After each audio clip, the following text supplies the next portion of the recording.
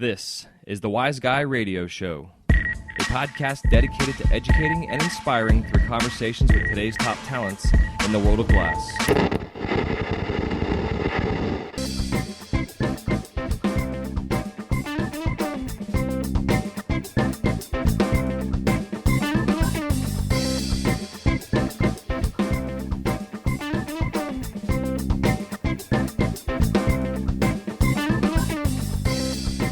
Hey, what's happening? Welcome to a Glass Blowers Companion, episode number 12. This is your host, Jason Michael. Thank you so much for tuning in today. Hope you are doing well out there during these crazy times, as we are all experiencing some, uncharted waters, whatever that term is. I'm trying to think of it. But, this is, it's been a crazy time. I didn't want to talk about it too much, but, it is what it is. I hope you are definitely taking advantage of being home, and hopefully you're able to get into your studios and get some art made and what have yous. And if you're not, hopefully you can at least do something creative at that right now. And now's a good time to learn something new. I've been learning how to use Adobe PowerPoint Pro, learning how to do edits and videos and all kind of fun stuff. So it's just taking advantage of this time. Officially have been out of work now for 2 weeks. I believe it's been a little bit over 2 weeks since Disney's closed. And it's given me a chance to get into the studio. The first week, I went fucking completely apeshit in the studio. And I put probably more time in that week than I had done all in the last year. It was really nice. And then I took a couple of days off and then just kind of slowly get my body acclimated again. I'm used to working 10-hour days as it is, but not in the heat like I have right now in Florida.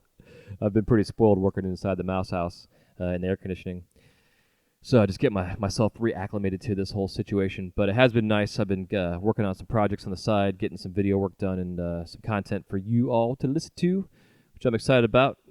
Today's episode is featuring Eli Mazet. It's a new episode for you. Eli recently published a book called The American Shot Glass and the Machine, which basically skims the surface and just kind of touches some points on the history of the glass machine that changed the industry of glass forever on an international sense. It's really fascinating. The book itself, it's about almost 200 pages long. It's 197 pages. It's just chock full of amazing photography done by Winholm and Josh, amongst a collaboration of amazing glass artists, all basically have their pictures in here of shot glasses that they've made.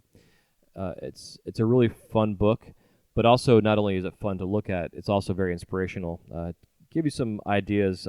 Josh has been on, this is his third time on the show, and in the past we've talked about Pipetown, USA, was his last time he was on, and the history of the pipe scene up in Eugene, Oregon. And then the first time he was on the American Shot Glass and the history of the shot glass itself. And just know the shot glass is one of those things that isn't being created by a lot of people out there in terms of an art piece. It's one of the most highly collected items in the world, and as far as being handmade, you don't really see a lot of artists out there. So I definitely recommend, as a glass artist, that you add the shot glass to your repertoire of what you make, especially getting it down to the amount of liquid that an actual shot glass will hold. I believe a shot glass holds 1.5 fluid ounces. Something, again, as a canvas that you can use, that's something that you can take advantage of and put your voice into it. Also, this is a little bit different episode. I didn't do my normal traditional introduction. Him and I had about a 40-minute conversation before we actually started the main meat and potatoes of this episode, talking about the book. Just talking about some our personal lives, actually, what's been going on with this whole epidemic right now that we're going through, and how him and I have been getting through it, and just some things to think about in terms of how you could continue to make money and earn some cashola in your pocket to pay your bills while we are all stuck at home. Smoke shops are closing. A lot of places like that are putting orders on hold. So it's important to take advantage of staying in touch with your online sources in sense of those that follow you through your social media feeds. Take full advantage of it. Do live streams. Offer deals. Him and I get into some ideas and stuff that him and I are doing on our own. And other than that, just make sure if you guys need to order some glass right now, like I mentioned in the ads, that Mountain Glass has some big sales going on right now. Definitely check them out, mountainglass.com. They're a sponsor of the podcast here. Definitely big ups to them for helping support the show. As it's just I'm trying to get my feet on the ground and keep things rolling while I'm out of work. So until then, I'm going to let you guys go. I'm exhausted mentally, I guess, in a sense, mental fatigue. Don't forget, if you have not yet subscribed to this podcast on whatever podcast app you have, definitely subscribe to it. Leave me a review. It definitely helps the show with the ratings and gets this exposed through the algorithms of whatever the lords of the podcast are. My wife and I also have a podcast. I'm not sure if you know or not, but it's called FYEAH Disney. It's a adults-only Disney podcast. It's a lot of fun. Her and I covered the current history and events going on within Disney, as well as Disney history, and we both have a ton of fun with that. We've been growing the brand little by little and expanding things. So check that out if you want something else to listen to outside of this podcast. It's called, again, FYEAH Disney. And you can find me on Instagram at jmichaelglass, the letter J, Michael Glass, and also the podcast is Glass Blowers Companion, all one word. And then you can find our FYEAH Disney on Instagram at FYEAH_Disney. And also, if you're interested in seeing any of my pipes and my functional work that I make, it's under My Functionals, at My Functionals on Instagram. It's a private page that I have, but if you're interested in seeing what I'm doing out there, that is where I'm posting it. All right, I'm out of here. Enjoy this episode with Eli Mazet. Again, you can find him on Instagram. I'll have all the links in the show notes. Eli Mazet. Again, his book is called The American Shot Glass and the Machine. We'll talk to you next time. Love you so much. Take it easy.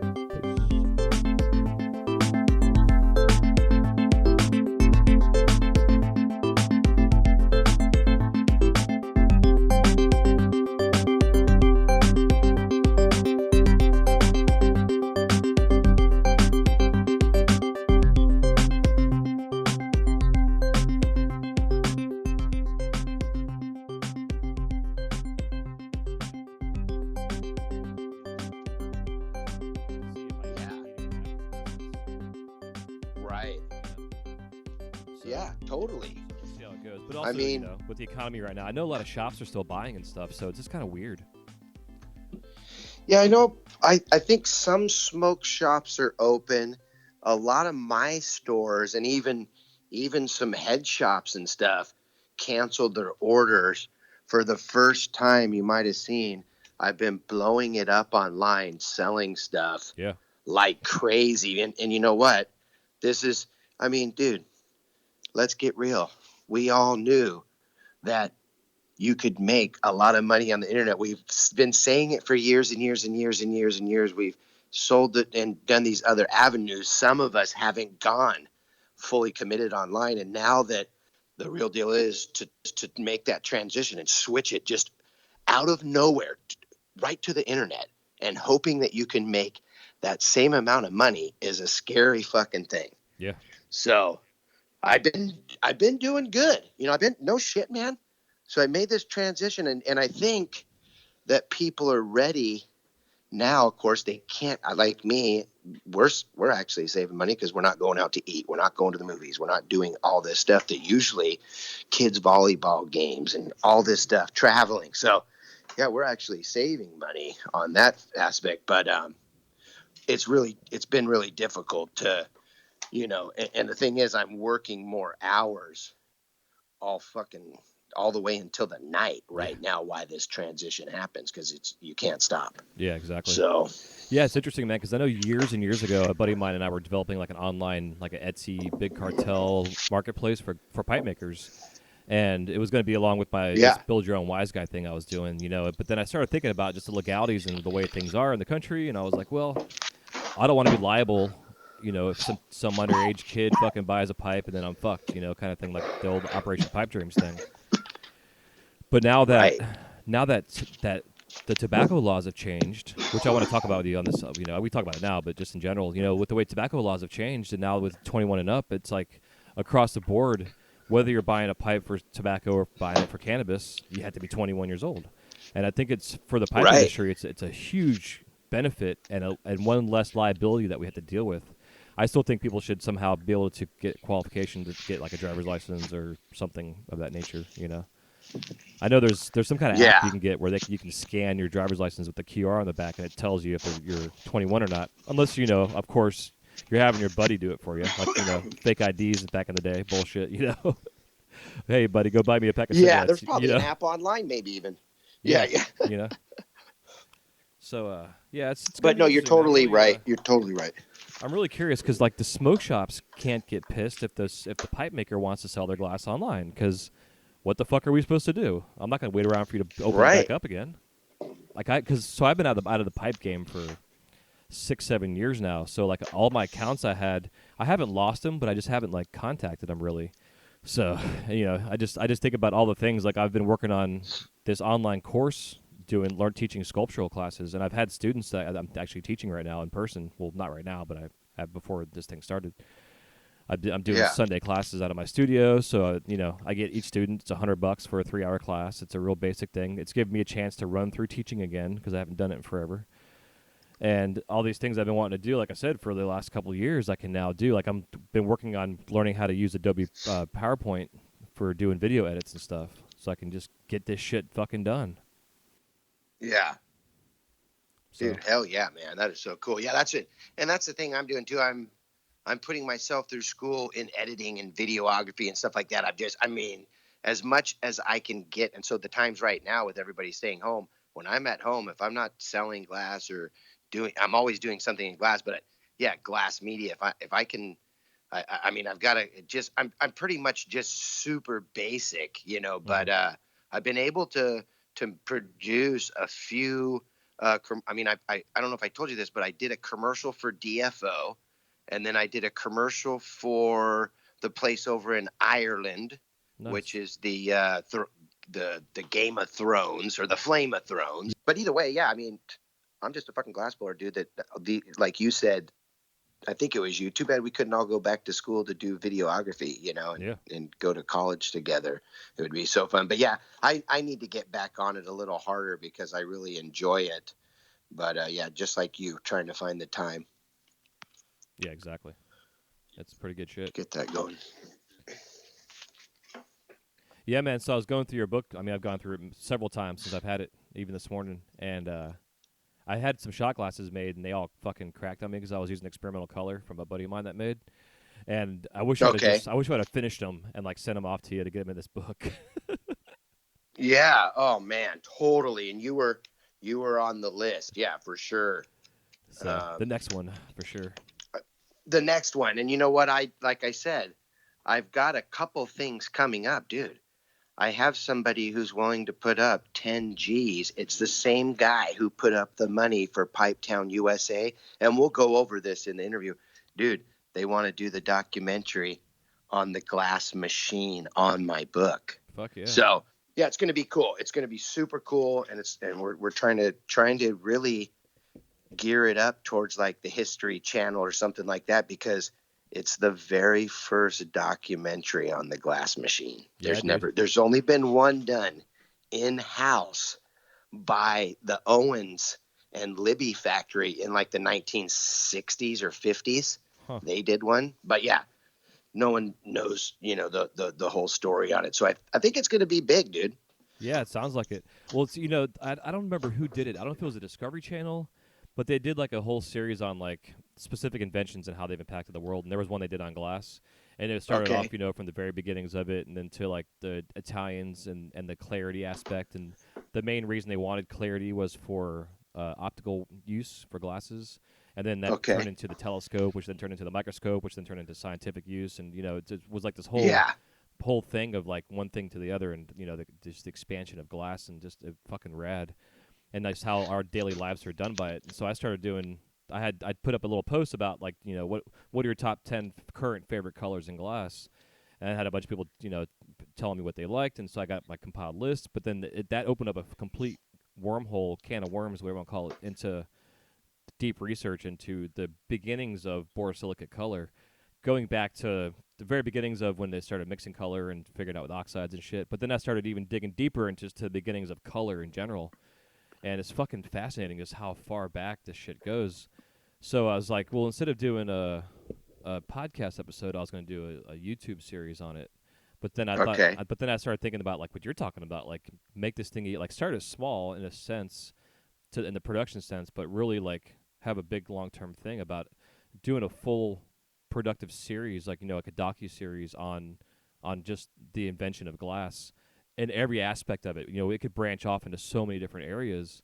Oh my God. You're talking about just with the glass machine alone. I mean, I talk to guests all the time in Disney that ask me about different companies in Blanco or Blanco, whatever the fuck their name is, and Yeah, yeah. up there, Blanco. and how Ohio was like the mega center for fucking glass in the world, which is fucking Yeah. weird, you know? Yeah, and that's because the machine, Yeah, that's where Owens went, and they had, I mean, dude, they had an endless budget. In fact, because of this pandemic, I started to really go into deep thought on that machine even fucking more. And I realized if you could make a machine in 1905 that could make 15,000 glass objects every fucking hour, and then today it makes 5 million glass objects every hour, think about it. We could use the glass industry to support all the other industries, dude. Maybe you couldn't support them all, but if you had a crew of guys that was making 5 million glass objects every hour, you could support the world off of that machine. No one would ever have to work again. We're talking about every glass object in the world. Now, back in the day, of course, before plastic, it was a lot more essential. But today, there's still enough glass objects where it would be a huge economical impact if the world owned that machine instead of some guys that make all the money off that machine, that provide labor to ship, to do everything it takes to get those machines. But I yeah, really do believe that a machine like that, there's actually a documentary that I watched. It's been years, but it was on, that they could have automated the world in the 1950s, and no one would ever have to work again. Now, people would still work because you would have to have things set in place. You would have to still have service, and stuff like that, different things, but and all kinds of stuff. You would still have to work, but it wouldn't be like what we're doing now. yeah, it's amazing. So it's crazy. Yeah, it totally is. Yeah, man. So that being said, with the podcast too, so this last quarter, I just did a whole series on getting your financial house in order, just helping people get their mindset about thinking like a CEO and getting their, and which timing wise it was perfect because I can't, I don't even know like how many glass blowers right now that were not prepared for this whole thing to go down, that aren't going to be Oh able to fuck. survive. Like Oh no way. they're, so episode 1 was creating a budget, episode 2 was figuring out your baseline costs, and then episode 3 was on um set an emergency fund for yourself. And if you go through all 3 processes, you can really do your calculations and then get into daily habits and start changing your mindset like a CEO, kind of thing. Yeah. And my brother and I were talking about it, and it's like, all these motherfuckers that want to get the stimulus check, they're not going to get the stimulus check because, for one, they're not paying taxes, and 2, they're not paying themselves like an employee. So they want to, Dude, so they're fucked. you're right on the money. Me and my buddy were just talking about the same thing yesterday, dude. A lot of these guys haven't paid their taxes, so they're not getting anything. Yeah. They can't go and get a $25,000 loan to bail themselves out with no interest, or maybe you won't have to pay it back. Yeah, exactly. So yeah, we were talking about that. It is. It's crazy. Yeah. But the way that I see it, in a sense, I'm looking at a light switch right now, actually, by the door, and you can turn that light switch off, and then you can turn it back on, and you don't literally, like a carpenter goes to work, and he has inches. If he doesn't have a ruler, does he not have inches? I mean, it's the same kind of thing as this economy thing that we live in. Not to get off track, but once everything goes back to normal, the light switch will go back on. Mm-hmm. People will still have a shop. They'll have their torch. They'll have tanks. Hopefully, they'll still be living in a place and won't be kicked out and homeless, because I think that most of the regulations that they've got right now, you can't just kick people out right now. Yeah, so yeah, exactly. So hopefully the light switch will just go back on. Yeah, that's my thought too. We're hoping that that's going to be the scenario. Yeah, I think it's going to be get like business back to normal kind of bullshit, but same time, I think this whole time period's been a good just like a reset for everybody, just to kind of like appreciate what they had. A lot of us just got so used to our shit, we just took it for granted. Or we were, this like let's say me too. I'm always in the biggest rush in the world because I've got to get stuff done. Mm-hmm. And at this point, I'm like, dude, I'm going to take it easy. Like the whole world's off. I might as well just like take it. And I mean, I can go out and work anytime I want, but now I'm like, dude, I'm still going to instead of working till 4, maybe and maybe I'll get off at 3 or 2, or maybe I'll even just take a full day off this week, Yeah, exactly. because like you said, reset, the kids are at home, I've got to be there. It gets you back connected. Everybody's not out socializing, so they're staying at home, and the families have been connected, and it's like we're living back in the 1930s as far as like staying at home and being a family together. Yeah, yeah, I agree, man. It's good shit. That's why I was saying, like, yesterday I was feeling so overwhelmed, and I'm like, wait a second. My wife kept saying the same thing. She's like, dude, you've been like busting your ass. You've been learning PowerPoint, writing scripts, and doing all these recordings and shit. Like, chill the fuck out. Yeah, yeah. you know. So like today, Which, dude, I'm gonna take it's a half great day. because a lot of times, like we just said, we don't have the time sometimes if you're blowing glass to really sit down and to sell something on the internet. Yeah. I don't even have the fucking time usually. I'm usually making something for somebody. And right now, since they're slow, it's like, dude, another thing that I'll just mention real quick, and I think that you'll really like this. I haven't seen anybody doing it. And because of the times that we're living in, of course, we're recognizing and changing even our business aspects and our business plans because we're like, oh, okay, we could do it this way too. So, what I've been doing that has been going really well, dude, this is so fucking cool. I tell people on my live feed, hey, get on here, go on my page, pick out what you want, text me what you want, pay me. I'll make the bong, the pipe, and the matching shot glass at 8 o'clock in the morning. You can come on and watch your live fucking custom piece. Yeah, exactly. That's awesome. And you know what? This week I've tore it up with that. I sold, probably 3 sets of a nice little bong and a pipe and a shot glass, and it's just, yeah, it's been fun to have the interaction since we can't socialize everywhere.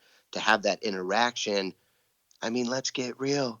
We watched Star Wars when we were a kid, Star Trek, and we watched Kurt get on there, talk to somebody on a screen, and we never thought that would actually really be possible. Yeah, I know, it's funny, right? Dude, let's do this. Let's Star Yeah. Trek this shit. Let's get this. And I know with you being media and all that, I know you're that's just a common sense thing. But when you put it that way, sometimes you think, oh, okay, yeah, this is fucking cool. We should take advantage of this because sometimes you just get so busy you forget or you just Oh put it yeah. off. But it's for me, man. Like so, like the first 2 days of my shop, I'm like, yeah, I'm going live. Here's my timing wise. So I went live on Instagram, and then my phone overheated because it was just plugged in and blah blah blah. So it just shut itself off, and I went off, and I was like, I felt more comfortable, and it's not that Yeah. I like I don't because I'm used to daily being watched by thousands of people at work. So for me, what people watching me working is not a big deal. But to have Yeah. it go off, I don't get that time to really get into my studio and get like my flow state going and focus on shit. So like Yeah. for me to live stream right now, it's kind of like almost counterintuitive for me to get my groove back. Like once I get my groove back, Oh, then dude, I'm gonna start big going to time. live stream again. But because Oh, for sure. normally when I blow glass, I've got thousands of people watching me. So right now it's like it's a time I should be taking advantage of, but I'm also taking advantage of not having people watching me. Well, the cool thing is, Jason, and me, I'm always doing research. And when I say research, I'm checking all of you out. I'm looking what you guys are all doing. I'd love to watch you on live feed, but I'm watching everybody and seeing what they're doing. I watch live feeds, and it's really more for me a research for my business watching other live feeds. And I'll tell you what, there's not a lot of guys that go on there and literally, provide somewhat of a podcast. Like, let's conversate while I'm blowing glass. Some guys Yeah. and gals just sit there and like kind of, this. And so, yeah, like you, me, Lewis Wilson, those kind of guys are really making an impact of having almost like, yeah, it's killer to have your own TV station, Yeah, exactly. And that's what I do. I talk and to people and I just like, building it. yeah. And when I'm doing live stream, I can't read my screen necessarily the whole time. Like I've talked to my wife about her coming here to help like read my screen for me to Yeah. if anybody's asking questions and shit. because I'm doing Yeah. that same thing. I'm just like talking like, hey, this is my torch, and I know it looks clogged up, but it's 20 years old, and I love this fucking thing. I don't need some GTT or whatever. This Carlisle's done me good. Blah blah. I'm just like rambling on about my shit and what I'm making, and it's fun. So let's get into the book, The American Shot Glass and the Machine by Eli Mazet. It's your second book you put out, and the photography, like everything, is fantastic. And I think what's fun with this book is it's more of a cock tease than anything else because you really just kind of scratch the surface on how deep you can really get into this whole potential controversy of this glass machine. Yeah. So, Oh man, yeah, it's cool as hell. And yeah, the American Shot Glass and the Machine is a story about a machine that was made in 1905, and it would create 243 glass objects every minute. And initially it was a bottle machine. So the guy who invented the machine, his name was Michael Owens, and he was an Irishman, and his dad and his brother all worked together for a coal mine initially, and then ended up losing that job. He was coming home and being hurt all the time working in the coal mine, so they ended up moving to, I think, maybe it was Toledo, Ohio, at the time, or New York. It was one of the two, but either way, yeah, he got a job as a glass blower. And before the machine, you had 300 glass houses in America. And so before the machine, it was pretty common for a family to work for a glass house. So you would have three brothers and dad. They would all work at the glass house. And the kids, before the machine, there was a lot of kids working in the glass factory, and they called them blowing dogs. huh? And so, yeah, the glass blower, the adult, the man in the team would come over, and he would blow into the molds, and the kids would open. They'd have 5, 6 kids lined up, and the kids would open the molds and close them. And so, yeah, I'm gonna tell you a little bit about this because it's really cool. The guy who invents the machine, Michael Owens, before he invented the machine that was 10,000 parts in 1905, he had 46 patents, and he made the very first semi-automatic light bulb machine. He made the very first semi-automatic tumbler machine, and he's also the guy that created the very first the mold separating paste for glass blowers. Wild. So yeah, he has, and that's the thing. I don't go over everything in the book, and that's what I love about me and you talking what we're doing, because I'm going to add a little bit more in than just the book, and I'm going to give some cool information on the book, and I'm not going to hold really anything back, because when I did this book, it wasn't so that I could make a shitload of money. I mean, I blow glass and I love glass. And so I did this book really to get the information out there. And even on this talk, I'm going to pretty much lay it all out on the line. And so, this kind of trying to stick and stay focused here on a topic, the Right. machine. I know Yeah, there's so much because involved. yeah, there's so much. I mean, I could go into the history on the guy that made the machine. I could go into all kinds of things, and so yeah, I'll try to stay pretty focused. But yeah, they make the machine, and that's a machine, 10,000 parts in 1905. Every single part on that machine was handmade, Wild. and so in the biography, in every piece of any article that I could find, it's kind of weird. They say that he never wrote anything down. He he only wrote things on chalkboards. So it's very, Hmm. very mysterious that a machine that was 10,000 parts and everyone was handmade.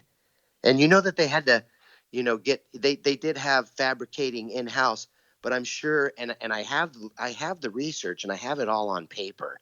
They used other fabricating shops around them. So I mean, come on, they did write things down. This is a conspiracy, and so the machine would what happened is, after he automated the glass industry, he went to the Ball brothers They went to um, Masons and Heinz, and for the first time, he built them a machine. For the very first time, food preservation was changed in the world in the history of man. You could now package food in glass, making it last way longer than a can. Yeah. In a can. And so, and that's what the Ball brothers did. In fact, the Ball brothers were five brothers, and they actually were in the cannery business. And so, when the machine came about, think of this: he went and sold and licensed the machine out. He automated the food process industry so that they could all package food. For the first time, they could fill 15,000 bottles of ketchup an hour. You could transport, it created jobs, but the machine also shut down, rivaling the Egyptians 3,000 years, making more glass than anything in the history of man. And so it actually shut down an industry of glass worldwide. You can now make, it would make every single milk bottle, grape juice bottle, prescription bottle, thermometers, light bulbs, TV tubes, radio tubes, um, all kinds of beakers and test tubes and scientific ware, perfume bottles, so liquor bottles. It made so many things. It closed down the industry of glass around the world. Yeah, it's amazing. It sucks, but it also helped with moving our country forward in a sense too. With all kind of inventions or It did. innovations, I should say. You know what? And it was and so what did the machine do? It caused America to have the very first multinational corporation. So the machine was America's very first multinational corporation. In fact, they ended up making 17 machines by the 1920s, and it would fuel the economy. And you can imagine anybody who had the machine was an instant millionaire, bazillionaire, Yeah, I can imagine because they so. could make. Yeah, it's unreal. And so this story's never been told. And so what I did, I went around to different glass blowers, and I got the top glass artists in the world, in the country, in America. Um, Robert Mickelson, Mylan Townsend, Kiva Ford, Mia Shea, Bob Snodgrass. I mean, the list goes on. Hushing Goins. I even got Eric Goldschmidt, who's the head lamp worker at the Corning Museum. And the Corning Museum helped me out with a bunch of information on this book. And Eric actually kind of set the spark, you could say, to get me off on this, this investigation of what was this machine and what did it really do. And so one of the very first licensees of the machine was a man named Edward Booz. And I know that I've told you this before, but yeah, Hmm. he was a distiller from Pennsylvania. Yeah, and Um, when I read that too, it's like, is that where the term booze comes from? Like, and that's where the word booze comes from. Now, before the booze bottle, Edward Booz had four guys making this famous bottle. It's iconic in the history of bottle making before the machine. They made log cabin bottles. Four glass blowers would make log cabin bottles, and they would fill them with liquor. Okay, and so when the machine came about, yeah, they started making log cabin bottles and all kinds of stuff. Now they'll tell you, and you can look up the history of the word booze, and there's a bunch of different things that say, oh, they called this booze here and they called this booze there. Well, I'll tell you what, when you make 500,000 booze bottles a day, that information spreads quickly. You now claim the name booze. So, yeah, yeah, so the booze bottle, and then going back to kind of getting all the glass blowers, Daniel Piper Benway, Gregory Paul Shire. There's just Dave Strobel, There's so many really good glass blowers in here. Windhome is the photographer that took all the pictures for the book. And what did they do? They made custom shot glasses. The top glass artists in the world made a custom shot glass to support an American glass story. Yeah, it's awesome. So it's that it's kind of crazy because you have this really cool, like you said, it's kind of a cock tease. You have this really cool book, Hmm. and then with all this great photography, Mente, Greg LaFrance, all these Windstar and Deline Peralta, you have all these awesome shot glasses, and then you have this like killer story. It's almost like Hulk Hogan and Andre the Giant enter the ring. You Hell have the yeah. number one shot glass collection in the world, and Paul Stankard said it might be the number one story that he's ever heard in glass. He's super excited about the book. He says, a guy like Paul Stankard, as me and is, friends with Dale Chihuly. Hmm. He's on the top of the crust in the glass industry. He's he's one of the biggest layers on that onion that we peel and talk about glass. And so for him to say it's the number one shot glass collection in the country and that it's also, you know, his favorite story that he's ever heard in glass meant the world to me. And so when I told him about the machine was the America's very first multinational corporation, the machine was built on the oldest glass street in America, and the street and the machine being built on the oldest glass street in America, and to come to find out that that street is now called Wall Street, he was blown away. Yeah, it's pretty And wild. so, and a lot of people are, and Yeah. so the story about this machine um, is a complicated mystery. In fact, the guy who wrote the book on Henry Ford, Edison, and Carnegie, that's what he said. He's the only guy who wrote the book, a biography on Michael Owens, the guy who invented the machine, 100 years later. There's so many different conspiracies about the machine, and I know that me and you talked about maybe even doing kind of a small podcast on it. Um, it's what I guess in all, the story of the American shot glass is a real American story, and I a guy who's blowing glass in his backyard in a shop that a lot of us glass blowers are always dreaming. We're dreaming, we're dreaming, we're dreaming all the time. And it's been a miracle, a manifestation that, coming from Eugene, making glass, that I find this huge, the number one glass conspiracy of all time. This dream that maybe was in my subconscious. I don't know. That's what it feels like sometimes, because it's almost something, if you watch murder mysteries on TV, or if you watch investigations and you watch that stuff, if you watch documentaries where there's conspiracies, and you're one of those people that always kind of, you know, you understood, or you enjoyed the Tesla conspiracy or Edison. I mean, they just came out with Current Wars. It's Yeah. a documentary, a movie, Hollywood movie on Tesla and Edison, and Westinghouse. So, anyways, that being said, I think I gave quite a bit of information there away.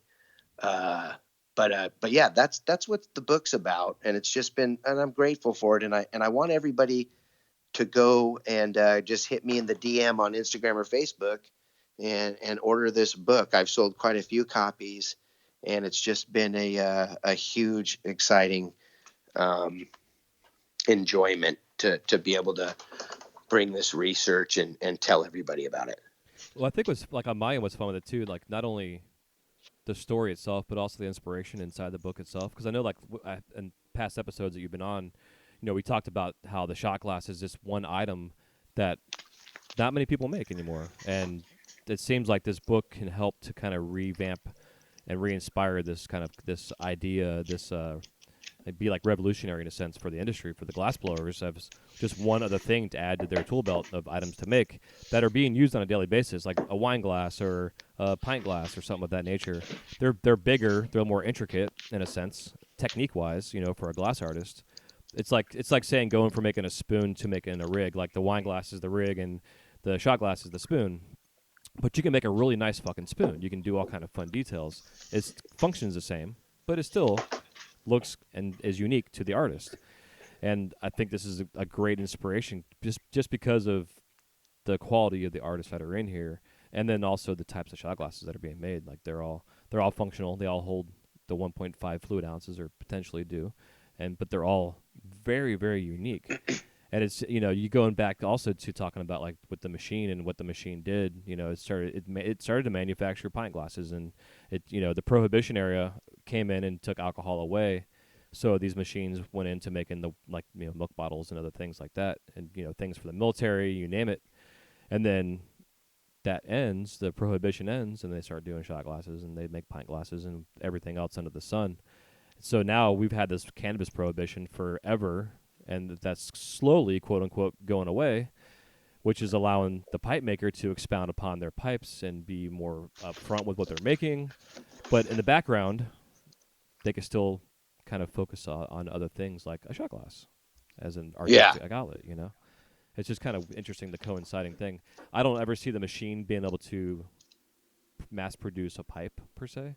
I'm sure there's probably ways of doing it with 3D printing and shit nowadays, But yeah, and that's the thing, and we've talked about this before, but they never made a pipe machine. They've never made a pipe machine. In fact, I talked to the oldest torch company in the country, and where the number one, scientific glass community hangs out in New Jersey, and someone told me that they did make a pipe machine around there. And so because of this, this story, it led us all into these ideas like, eventually when someone does make a pipe machine, if they do, which they will, I would almost guarantee they'll make some kind of form of pipe machine eventually, because it's just like making a beer can or a shot glass in hundreds of billions of dollars, whatever. But you're right. You cannot go back and make anything that's in this book on a machine. And kind of flipping back to the machine and the shot glass here, when 300 glass shops were shut down in the 1920s because they made 17 machines and they started making every single item on the machine, well, that stopped the creative process for 100 years. And so what would happen before the machine? You would go into work, you would work your 12-hour or 20-hour day, whatever they did back in 1905 and in the 1920s. And then at the end of the day, they let you play around and make like a little vase or a little turtle. You weren't making, because every bottle, every single, they made oil lamps. They had all kinds of things they were making in glass as a product line because they didn't have the machine. It was a very different world. And what I'm saying is the creative process has been held back for 100 years. It's guys like Dale Chihuly who are accredited. I mean, he even has a book, and he is accredited by many, that brought glass back in America, the Italian style, that's been around for 3,000 years, really, Egyptians making glass. And if it wasn't for a guy like Dale Chihuly or Bob Snodgrass, and what did they do? They found this kind of niche market, making things that the machine didn't make: chandeliers, all kinds of bowls, pipes. And so the really cool thing is that because of the machine, we're now making handmade glass 100 years later, protesting the fact that we had creativity taken away from us for the last 100 years in glass. We're now showcasing a movement in the last 20 years because of the pipe, Bob Snodgrass finding that niche. And now what are we doing? the shot glass has never, ever once, except for unless you were going to cut into it. They did super cool designs where they cut into shot glass in Bohemia and all kinds of different places around the world. They were cutting into glass. Those are the most adorned, cool, creative glass. But no one ever in the history of man, because of the machine, ever took a shot glass and turned it into a painting. And that's what these shot glasses are in the book. They're little paintings of glass. Some of the shot glasses in the book might be up to $5,000 for one shot glass, because it really is a true American story. It's an expression. They're the first in the history of man. And part of the reason is because the machine would just frivolously make shot glasses, bang them out, and people would drink out of them. And they weren't really initially made for any but just function. You drank out of it, slammed it, and threw it in the freaking behind the bar. And so Yeah. now with the story that we know, that's what the book, that's partially why the book was started. Now, we didn't, on this episode, we didn't mention my first book, which is the contemporary shot glass that got me to this first book, The American Shot Glass, which is more about the history of the shot glass and why the movement was started. And that's part of this book, is that people started making really cool shot glasses and giving them earrings and faces and horns and, colors and all these things, because no one had ever taken the shot glass to that next baller level. And that's the world that we live in right now. Yeah, I agree. Yeah, and it's the customization aspect of things. But going back to Dale Chihuly, and he's controversial in a lot of the art world. Kind of bringing glass to the forefront of of appreciation in our country, not only by the collectors but by people that are just in the art world in general. But the whole controversy is glass making. Is it a craft or a fine art? And Chihuly, I think, was one of the first at the time to bring glass making to a fine art in a sense. Not just because of what the process of making the stuff, but also then the composition of putting hundreds of pieces together into a form of sculpture or what have you. Right. And Oh, yeah, the totally. shot glass is kind of becoming that. This in this book, the shot glass is like, okay, you have a basic fundamental shape of a cylinder that is collected by millions. I know, like, for my dad, for instance, he has a huge shot glass collection, and whenever I travel or anywhere I go, I gotta get my dad a shot glass because he needs to add one to his collection, So it's Yeah. but now you have a canvas that can then be turned into a piece of art, not just something that you may paint on or sandblast or put a stencil on or something like that. It's interesting. Right. Yeah. So the appreciation's there. Yeah. So and that's the thing, the machine making eventually, today, 5 million shot glasses every hour. Back then, 500,000 a day. The machine, just like when you print baseball cards, it was the machine that made the shot glass highly, highly collectible. And so if it wasn't for the machine, maybe we wouldn't have as many shot glass collectors as we do today. And so the machine gets overpowered, and the artists in the book make a glass for the shot glass collector, making it the king of their collection. Yeah. Yeah, absolutely. So it's pretty cool. Yeah, I think so. I think it's pretty rad. Yeah, it's definitely it makes for a piece of art that stands out, and not only as a shot glass, but as a standalone piece of art. Well, yeah, and another thing is too, we might as well just mention this. The shot glass is used for all kinds of things these days. A lot of people will put a little bit of oil, cannabis oil, in the shot glass. They'll heat up a straw, and then they'll dip it in there, and they'll smoke that little bit of oil out of there. Or you might use it for coffee, for an espresso. So there's all kinds of things. Toothpicks. I mean, I love to have a cool toothpick holder. So, it's used for all kinds of things. One of them is a little juicing thing that they have now too. I can't remember what it's called, but they're doing this little juice thing that's high energy. And so I've had a lot of people in Eugene, a lot of vegans here, a lot of like health. Wheatgrass and stuff like that. Yeah, wheatgrass. That's what it is. Yeah. So yeah, they're doing shots of that. And so yeah, it's getting one of these, a shot glass now.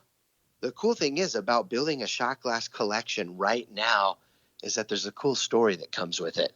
It's filled in the shot glass, and it just you just keep taking another shot and another shot and another shot of history, you know? Yeah. And so that's the cool thing about this book. It has a, like I said, I really want to give a bunch of credit to Windhome Photography. You can look him up at Windhome on Facebook or Instagram. He's just a great guy. He's just awesome at what he does. And if there was a bunch of things and all the artists in the book, there's 80 of them. So I can't, ramble them all off right now. You can go onto my Facebook page or Instagram and find them all. But all the artists who made glass and contributed and helped put this thing together and support this once again true American story. I'm super grateful for. Now the set in this book is destined. Like I said earlier, I own the number one shot glass collection in the world with this book and the last book being combined into one collection. And so this set is really, it's destiny, a museum or a distillery, the number one distillery in the world. That's where I plan to hopefully house this set someday with the story. I think it's the number one trophy for the biggest distillery in the world who wants to share this American story. So that's my goal. My goal on this book is to collaborate with the number one distillery or some of the number one distilleries in the world to help tell this American story. And all of you guys out there, I need your help too. And Jason's helping me right now, and we all helping each other. But we're all Americans, and we're all people. But we live in America, and it's just a super cool story.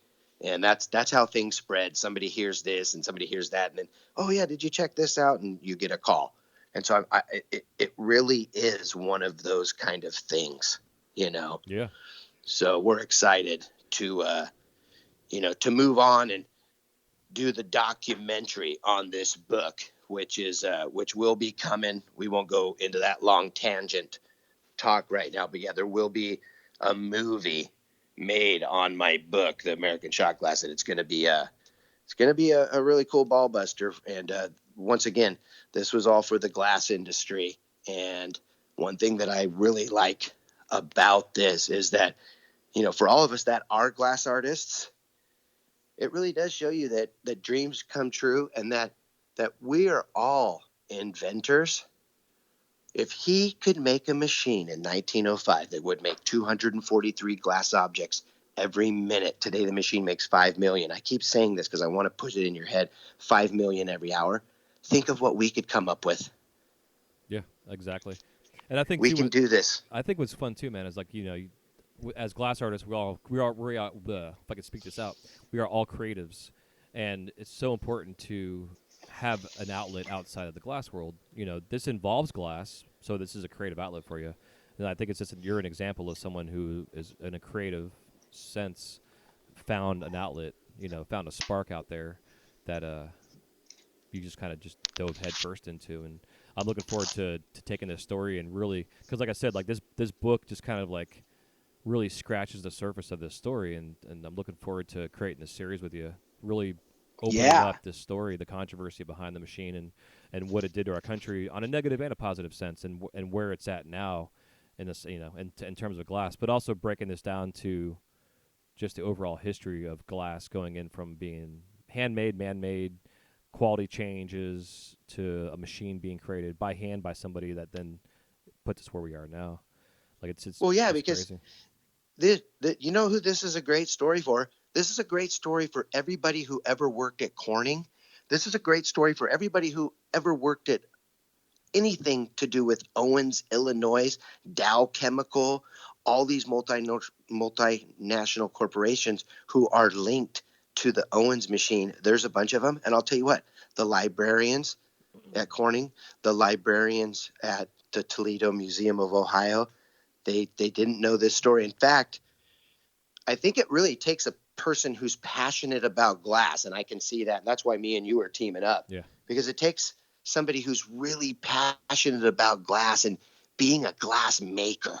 I think somebody who goes out and chisels their glass, dreams away on physical, they have these thoughts in their head and then they go physically make it right on the torch. Well, they get involved in glass history. They want to do, guys like me and you, we want to do the same thing. We want to go chisel away information and get this information to people that was lost, and we want to get it to the people also, that are these younger kids, like my 19-year-old kid, and these young kids growing up. Like, this is a great story for everybody in the industry, and this is really, and that's why I say anybody who's ever been involved, learning at Corning or any kind of scientific glassblower from New Jersey, they love this shit, So Yeah. so Well, yeah, it's a well-rounded topic.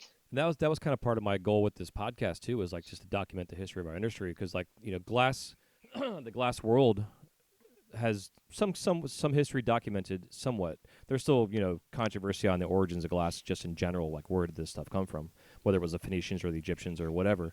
But coming into modern times, the pipe industry has some documentation through your Pipetown USA and with Slinger's Degenerate Art video. So there's some documentation, but an overall historical documentation that dates back a couple hundred years to where we are now isn't there. So it's an honor to have a platform like my podcast to bring artists on, sharing their stories and their journeys and documenting that. And then you and I working together here on some future projects to really hone in on specifics and document the history of this industry. It's it's needed. It's something that will be around hopefully forever for generations to come upon, and then expound upon it, generations from now. Well, yeah, I mean, and I have to say this while we're here and right in this moment. But imagine if you made a machine in 1905, it would make all those glass objects every minute. Imagine if you took over the whole glass industry in the world. Imagine the secrets that you could hold back in glass for 100 years. Imagine the library that you could build and the information that you would put in there to people. Mm-hmm. Okay? That's what happened. And so we're getting information in the biggest libraries. In fact, who built the Toledo Museum Library? It was actually Libby Glass, the guy who financed the machine for $500,000 in 1905. Huh, interesting. Him and the board of directors. So they're the ones that made and guess what? They don't know much about the machine there in the museum.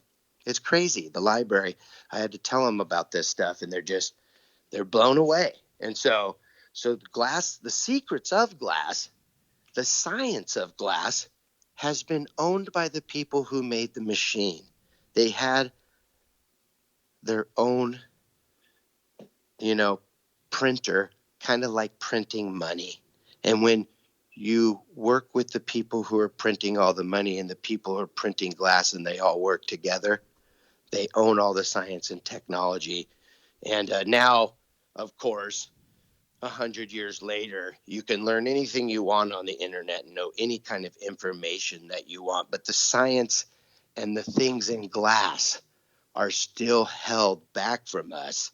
And that's why, you have technology released to you that's 50 years old sometimes, kind of like GPS was around for 50 years and then Bill Clinton made it available to us. And so there's things that glass do that we couldn't even imagine that's 50 years into the future that they're working on right now. Yeah. So you have a CIA. You have a secret society of scientific glassblowers, chemists. They're working with glass, doing things that's 50 years into the future. It's hard for us to fathom it right now, but it's going on right now as we speak. And that's the continuation of an episode like this. Yeah, absolutely. So Yeah, because that's what I found out about this book. I would talk to scientific glassblowers. Well, of course, you have to have a scientific glassblower to make an atom bomb or a nuclear bomb. Well, some of them didn't want to have anything to do with this story. A few of them did. Once I started going into it, they wanted out. And of course, Kiva Ford, scientific glassblower at Notre Dame, gave me some good information. And there's some of them out there that don't mind talking about some of the stuff. Mm-hmm. So Yeah. I don't know if you've ever got Kiva Ford on, but No, man, not yet. Him and I have talked about going back and forth about him coming on. Yeah, because he's the history. He definitely knows some history, that's for sure. And I really would like to see somebody, extract that. Yeah. From him. You have to reach out to him today. I'm gonna write him down right now. Oh. Yeah, absolutely. Thinking about the whole machine thing too, it makes me think about the multinational corporations that were involved in this whole situation.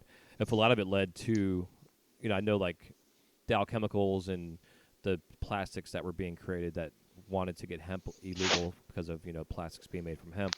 But you wonder if like a lot of these had anything to do with the prohibition of cannabis over the years. Oh, they did. I'm sure they did. Talking to you right now, that just set off a little sensor in my head. Yeah, because if you have the formulation for plastics, because that's what they did, Dow Chemical, Dow Corning. Mm-hmm. My dad worked for Dow Well. Dow Well was an oil company. They were directly connected to Dow Chemical and Dow Corning.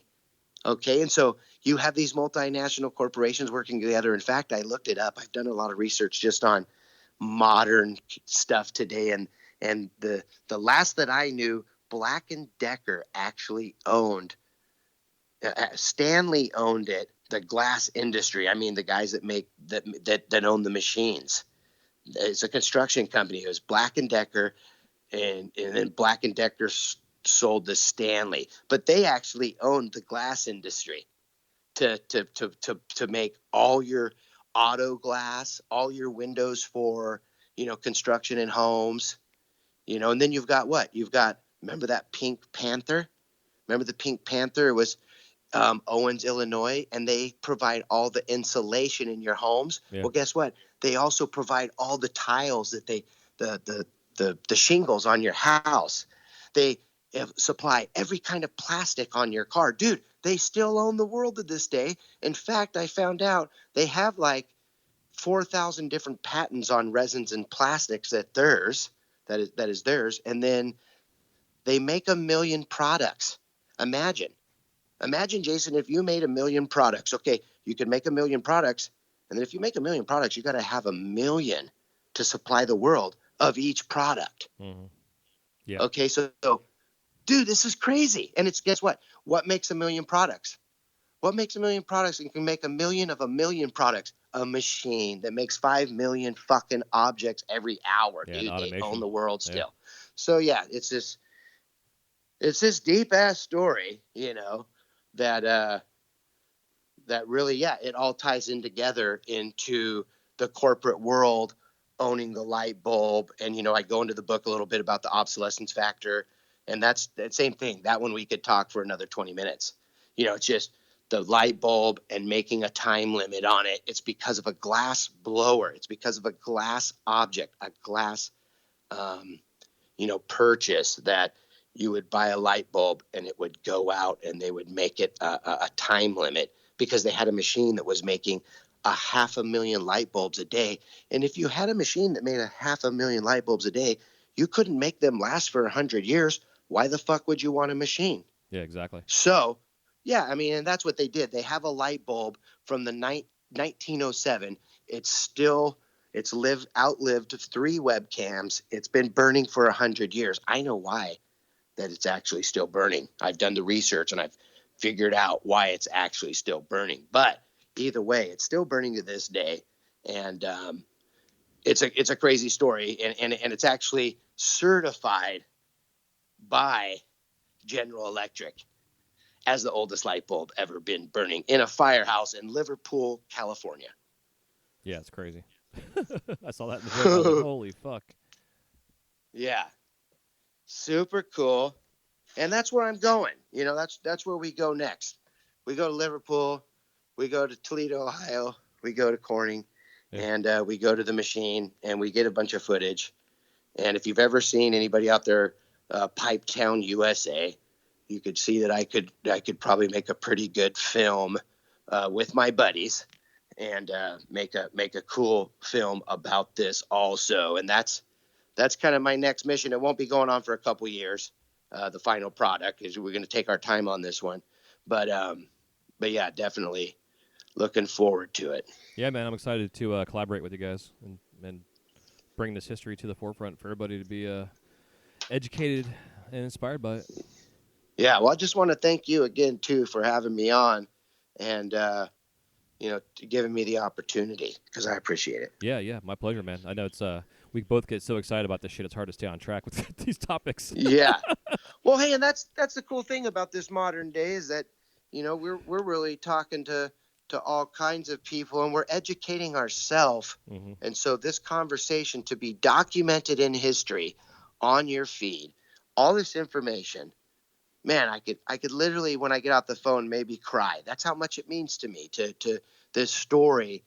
It really is my whole world. And and it's because of glass and because of guys like, you and everybody else. What I found out is that I've been making glass so long, and I love doing it. I would be out there, and all I would want to do is blow glass. And then I would travel to shows, and I would meet people like you and do all.